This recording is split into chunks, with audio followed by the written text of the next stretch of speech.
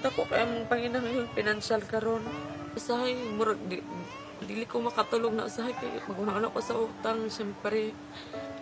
Ang kadungog pa ka istorya ako, naghandam jud ko dugay ko, naghandam ani pasalamat ko nakapil ko sa gabrigadahan kay nakiter ko nila. Ingon gani ko sa akong bana, bahala lag pagkautang-utang basta kay importante nakagawas mi.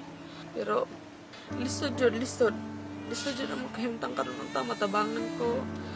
Grabe gyud nakagawas tinuod mi pero patong-patong kita mong utang na pamilya utang sa ospital. Unta matabangan mi para po sa akong anak. Kaya akong anak ginoon okay naman siya. Kaya natambalan naman siya, kaya nakakaon siya ko. Sir Elmer, katulpos. Tabangi, taon mi. Sa among pinansyar nga panginhanglan karon. Sa among kahimtang karon. Igado gid kayo. Tabangi mi, sir. Dagat kayong salamat.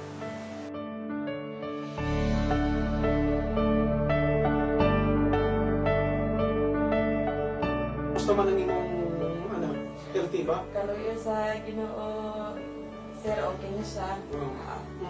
Asa na siya ron? Nasa na, gidala na ko sa Gani na sa lawas. Gidala na ko sa PDBCP.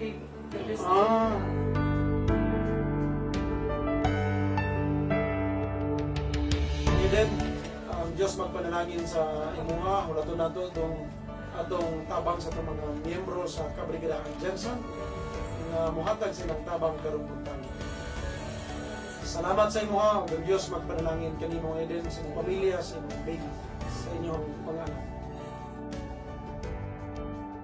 Kung kauban membro sa Kabrigadahan, dako kay ning tabang akong nadawat karon. Kahohospital sa mo ang meron sa ospital. Dako kayo ang pasalamat. Daghan kayong salamat sa inyong tanan. Sa staff, dire sa Kabrigadahan. Daghan kayong salamat sa inyong tanan. Ginoo na magbalo sa inyong kaayo. Salamat.